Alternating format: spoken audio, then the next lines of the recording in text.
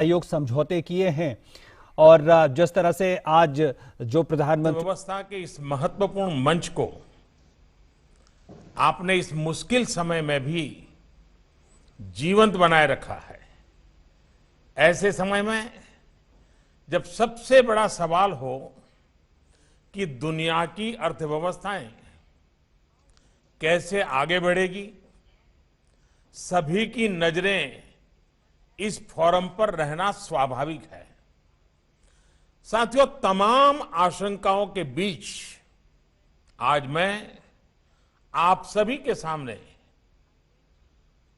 1.3 billion से ज्यादा भारतीयों की तरफ से दुनिया के लिए विश्वास, सकारात्मकता और उम्मीद का संदेश लेकर के आया। जब कोरोना आया तो मुश्किलें भारत के सामने भी कम नहीं थी। मुझे याद है पिछले साल फरवरी, मार्च, अप्रैल में दुनिया के कई नामी एक्सपर्ट्स और बड़ी बड़ी संस्थाओं ने क्या क्या कहा था। भविष्यवाणी की गई थी कि पूरी दुनिया में कोरोना से सबसे प्रभावित देश भारत होगा। कहा गया कि भारत में कोरोना संक्रमण की सुनामी आएगी।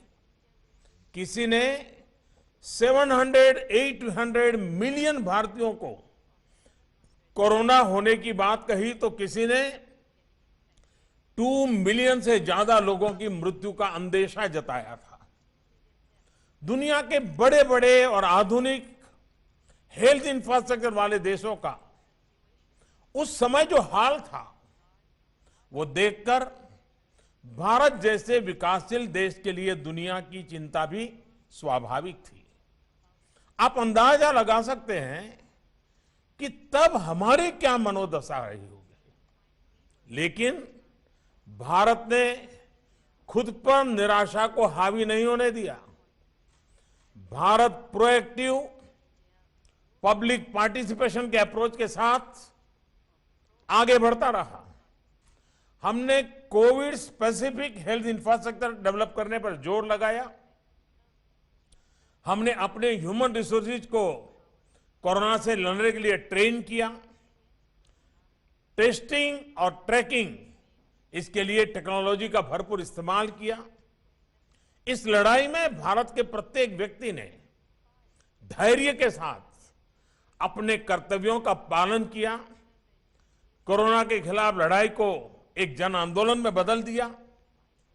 आज भारत दुनिया के उन देशों में से हैं जो अपने ज्यादा से ज्यादा नागरिकों का जीवन बचाने में सफल रहा है और जहां आज कोरोना से संक्रमित लोगों की संख्या, जैसे प्रोफेसर ने बताया, तेजी से घट रही है।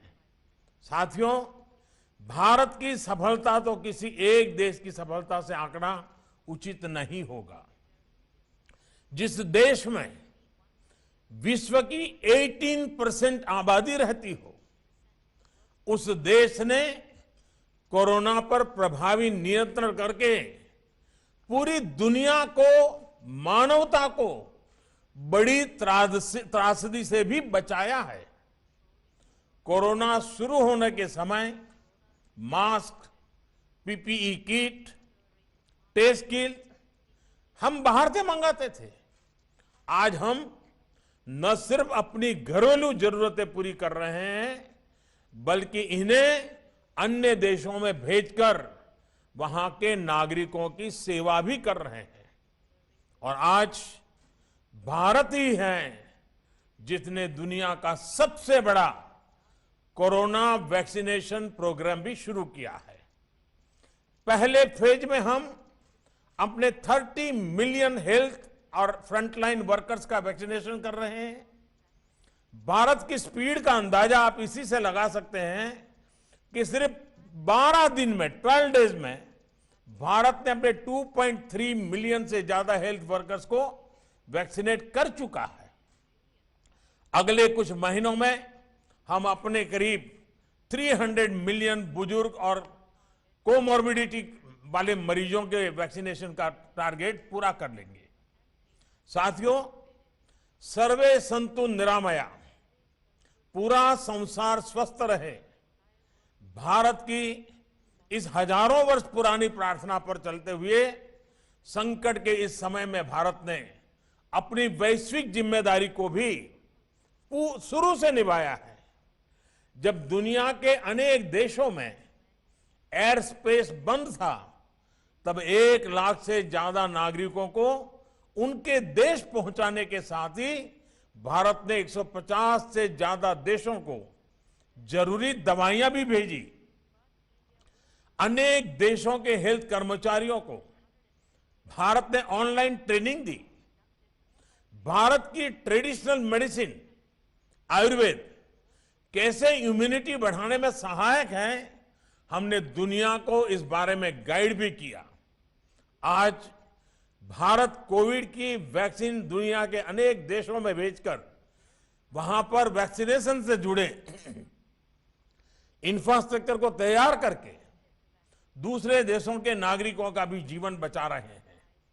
और ये सुनकर WEF में सभी को तसल्ली होगी कि अभी तो सिर्फ 2 made in India corona vaccine दुनिया में आई है। आने वाले समय में कई और वैक्सीन भारत से बनकर के आने वाली है। ये वैक्सीन दुनिया के देशों को और ज्यादा बड़े स्केल पर ज्यादा स्पीड से मदद करने में ये पूरी तरह सहायता करेगी। भारत की सफलता की इस तस्वीर, भारत के सामर्थ्य की इस तस्वीर के साथ मैं दुनिया के अर्थ जगत को ये भरोसा भी दिला रहा हूं कि आर्थिक मोर्चे पर भी स्थितियां अब तेजी से बदलेगी। कोरोना के समय में भी भारत ने इंफ्रास्ट्रक्चर के ट्रिलियंस ऑफ रुपीस के प्रोजेक्ट शुरू करके एम्प्लॉयमेंट के लिए विशेष स्कीम्स चलाकर इकोनॉमिक एक्टिविटी को बनाए रखा था। तब हमने एक एक जीवन को बचाने पर जोर दिया। अब भारत एक एक जीवन देश की प्रगति के लिए पूरे जी जान से जुट गया है। अब भारत आत्मनिर्भर बनने के संकल्प के साथ आगे बढ़ रहा है। भारत की आत्मनिर्भरता की आकांक्षा ग्लोबलिज्म को नए सिरे से मजबूत करेगी और मैं आश्वस्त हूं कि इस अभियान को इंडस्ट्री 4.0 से भी बहुत बड़ी मदद मिलेगी।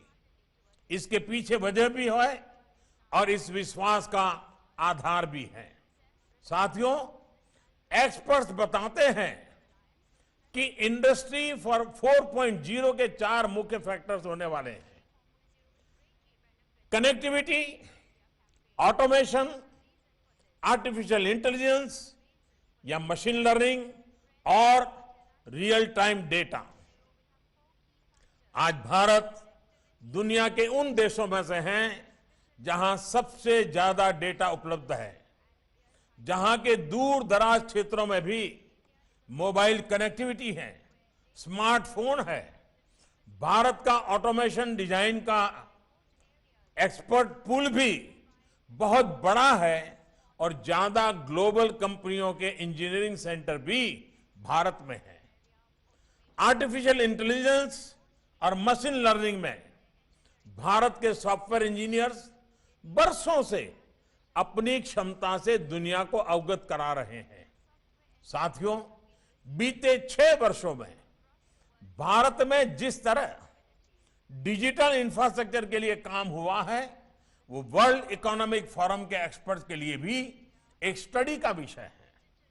इस इंफ्रास्ट्रक्चर ने डिजिटल सॉल्यूशंस को भारत के लोगों की रोजमर्रा की जिंदगी का हिस्सा बना दिया है। आज भारत के 1.3 बिलियन से ज्यादा लोगों के पास यूनिवर्सल आईडी आधार है। लोगों के बैंक अकाउंट और यूनिवर्सल आईडी उनके फोन से कनेक्टेड है। अभी दिसंबर के महीने में, अकेले मैं दिसंबर की बात कर रहा हूं, अभी दिसंबर के महीने में ही भारत में 4 ट्रिलियन रुपीस का लेन देन यूपीआई से हुआ है। यहां जो बैंकिंग सेक्टर के लोग हैं वो जानते हैं कि किस तरह से दुनिया के बड़े बड़े देश भारत द्वारा विकसित यूपीआई व्यवस्था को अपने यहां दोहराने का प्रयास कर रहे हैं। साथियों, हमने ये भी देखा है कि कोरोना संकट के दौरान अनेक देश परेशान थे कि अपने नागरिकों तक सीधे आर्थिक मदद कैसे पहुंचाए। आप ये जानकर चौंक जाएंगे कि इसी दौरान भारत ने 760 मिलियन से ज्यादा लोगों के बैंक खातों में 1.8 ट्रिलियन रुपीस से अधिक सीधे ट्रांसफर किए हैं। ये भारत के मजबूत डिजिटल इंफ्रास्ट्रक्चर की ही ताकत का उदाहरण है। हमारे डिजिटल इंफ्रास्ट्रक्चर ने पब्लिक सर्विस डिलीवरी को एफिशिएंट भी बनाया है और ट्रांसपेरेंट भी बनाया है। अब भारत अपने 1.3 बिलियन नागरिकों को हेल्थ केयर के इजी एक्सेस के लिए यूनिक हेल्थ आईडी देने का भी अभियान शुरू कर रहा है। और साथियों, मैं आज इस प्रतिष्ठित फोरम पर सभी को यह भी आश्वासन देता हूं कि भारत की हर सफलता पूरे विश्व की सफलता में मदद करेगी। आज हम जो आत्मनिर्भर भारत अभियान चला रहे हैं वो भी ग्लोबल गुड और ग्लोबल सप्लाई चेन के प्रति पूरी तरह कमिटेड है। भारत के पास ग्लोबल सप्लाई चेन को मजबूत करने के लिए कैपेसिटी भी है, कैपेबिलिटी भी है और सबसे बड़ी बात रिलायबिलिटी भी है। भारत के पास आज बहुत बड़ा कंज्यूमर बेस है और उसका जितना विस्तार होगा उतना ही ग्लोबल इकोनॉमी को लाभ होगा। साथियों, प्रोफेसर क्लाउस श्वाब ने भी कहा था कि भारत संभावनाओं से भरा वैश्विक खिलाड़ी है। मैं आज उसमें यह भी जोड़ूंगा कि भारत संभावनाओं के साथ साथ आत्मविश्वास से भरा हुआ है, नई ऊर्जा से भरा हुआ है।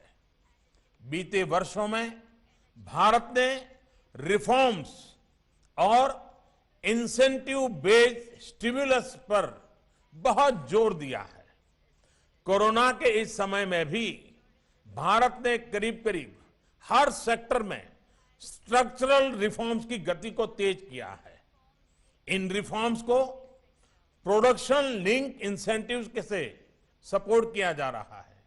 अब भारत में टैक्स रिजिम से लेकर एफडीआई नॉर्म्स तक एक प्रिडिक्टेबल और फ्रेंडली एनवायरनमेंट है। भारत में ईज ऑफ डूइंग बिजनेस की स्थिति लगातार बेहतर हो, इस दिशा में भी काम जारी है। और एक विशेष बात यह भी है कि भारत अपनी ग्रोथ को क्लाइमेट चेंज के लक्ष्यों के साथ भी बहुत तेजी से मैच कर रहा है। साथियों, इंडस्ट्री 4.0 को लेकर हो रही इस चर्चा के बीच हम सभी को एक और बात याद रखनी है। कोरोना क्राइसिस ने हमें मानवीयता का मूल्य फिर याद दिलाया है। हमें याद रखना है कि इंडस्ट्री 4.0 भी रोबोट के लिए नहीं बल्कि इंसान के लिए है। हमें यह सुनिश्चित करना होगा कि टेक्नोलॉजी ईज ऑफ लिविंग का टूल बने, ना कि कोई ट्रैप। इसके लिए पूरी दुनिया को मिलकर कदम उठाने होंगे। हमें सबको मिलकर कदम उठाने होंगे। मुझे विश्वास है कि हम इसमें सफल होंगे। इसी विश्वास के साथ मैं अब आप सबके साथ क्वेश्चन आंसर सेशन की तरफ बढ़ना चाहूंगा और हम उस दिशा में आगे बढ़ते हैं।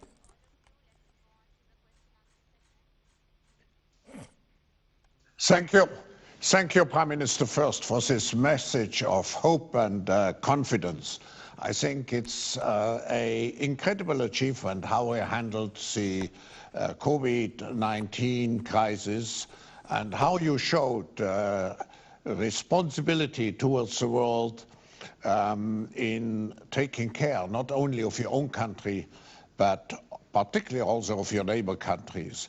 I'm convinced, Prime Minister, based on what you said, China will India and China are always competing, but China we all will admire India for its growth, for its great growth rates in the coming years. I'm also very happy that you mentioned your commitment to the 4IR, to the fourth industrial revolution technologies, and we have to make them human-centered, and I'm happy that the World Economic Forum has a Center for the Fourth Industrial Revolution in Mumbai, thanks to your support.